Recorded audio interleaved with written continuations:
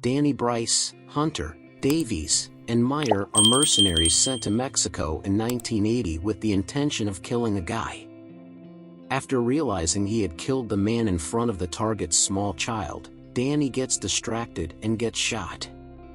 Danny decides to retire as a result and goes back to his home country of Australia.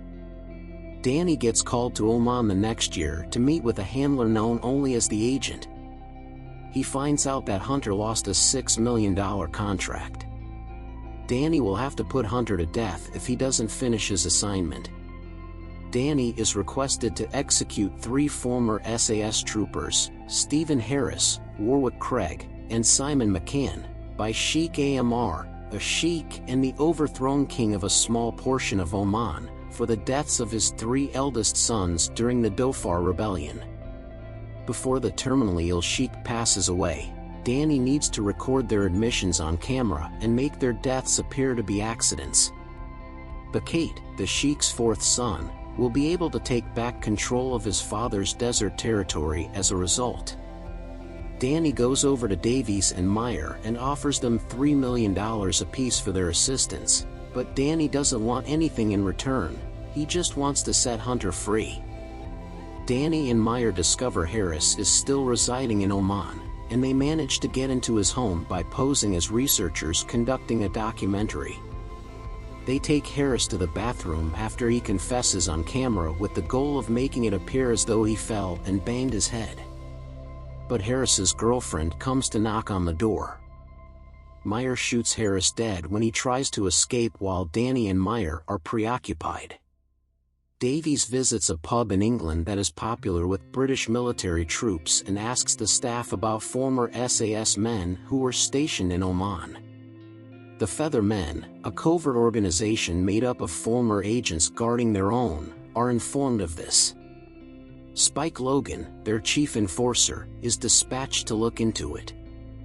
Davies finds Craig in the Brecon Beacons mountain range, getting ready for a hard overnight march in the bitter cold.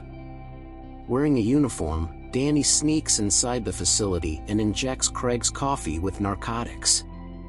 Before the medicine puts him into shock and causes him to die of hypothermia, he forces Craig to confess as he is marching.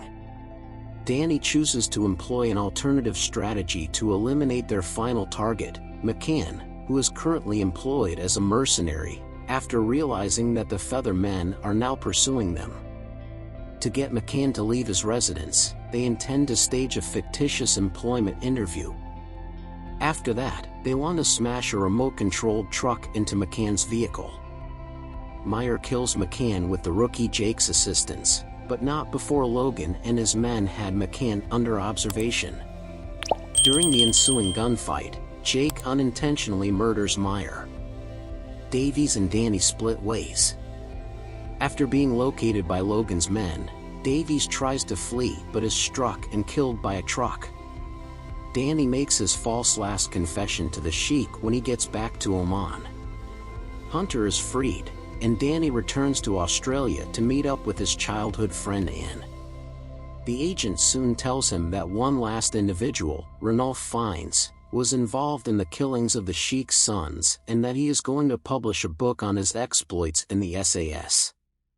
In order to keep him safe, Danny sends her to France with Hunter. Harris's innocence has been confirmed by the sheik's son. While this is going on, Logan tracks Danny down via the agent and dispatches a team to defend the author. However, Jake diverts their attention, allowing Danny to shoot Fiennes. But all he does is injure the man and takes seemingly lifeless photos of him. After Danny is apprehended by Logan and taken to an abandoned warehouse, a government agent shows up and confesses that Bakate was complicit in the sheik's 3 sons' deaths, which were caused by the sheik's valuable oil reserves. A 3-way fight breaks out, in which Logan shoots the government agent and Danny manages to escape. Danny and Hunter leave for Oman in order to deliver the photos to the sheik. But Logan gets there first, tells the sheik the photos are false, and then kills him with a knife.